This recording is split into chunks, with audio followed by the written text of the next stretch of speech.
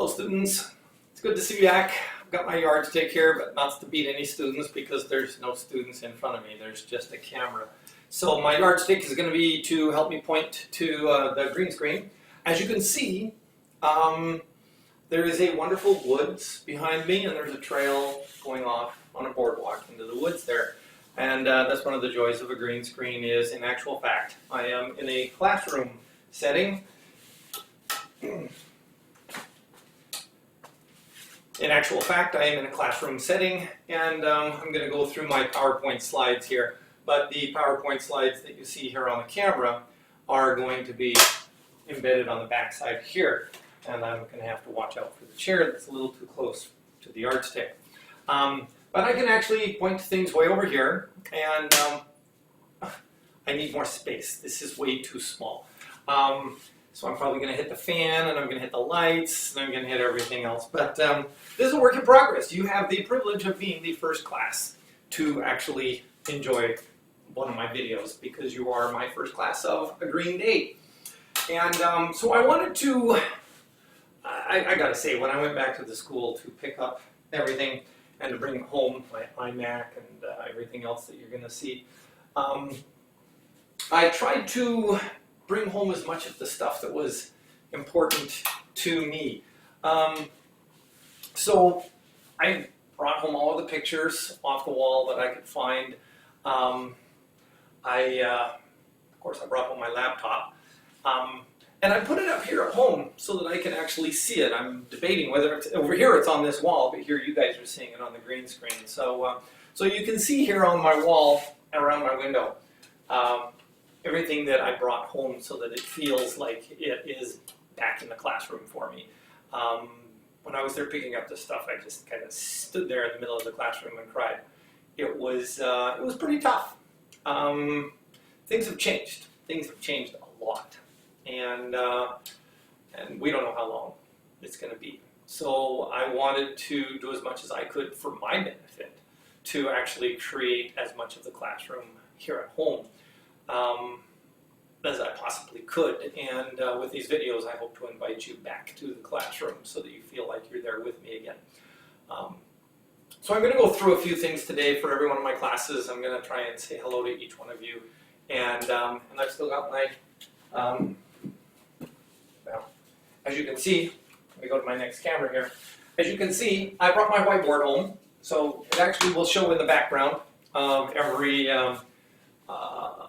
frame, so that you can be able, you'll follow along here, and you'll see the date up here, so that when you are watching the video, you can figure out how good you're doing at staying up to pace with the class, because we've still got to get this school year done by the end of May. And you're going to have final exams, just like you regularly would. So that we're going to try and do, and we're going to try and keep that as normal as possible. So that you'll always see up here, just like in the classroom. Read the whiteboard for important information that may not make it into the videos. And yes, I did bring, it's not here right now because it's over here, but I wanted to get that in the picture because I am actually still heavily dependent on my seating charts. It's a thing with me, what can I say? I know your names, and I know who you are, and I know what your grade is, but sometimes I still get some of you mixed up. And so when those things happen, and I'm trying to think about who you are, I will end up looking at the seating chart so that I can visualize in my brain where you're sitting. And I still imagine you sitting out there in front of me, and I still imagine Bentley coming in late for my first block class every day. Well, not every day. It was like 7 out of 16 days. But it was a pretty good record for being late. Not nearly as good as my 5th block class, I've got to admit. I don't think I ever saw Lewis on time. I think one day, but everybody had to wake me up off the floor because I fainted when he came in on time. Those are the things that I'm going to miss. I'm going to miss writing detentions. As bad as some of the kids were, God, what I wouldn't give to have you back in my classroom again. So that's going to be tough. It's going to be tough for me. And so you will see my classroom charts. They're right down here out of the view right now, so you can see them down below there. You can just barely see the top of my Well, that's what you can see. You can see the tops of my popsicle sticks. See, the popsicle sticks are sitting down there now, out of sight. But here in this picture, you can see them sitting right about there. The popsicle sticks are going to be my way of giving you a test to see if you actually watch the video.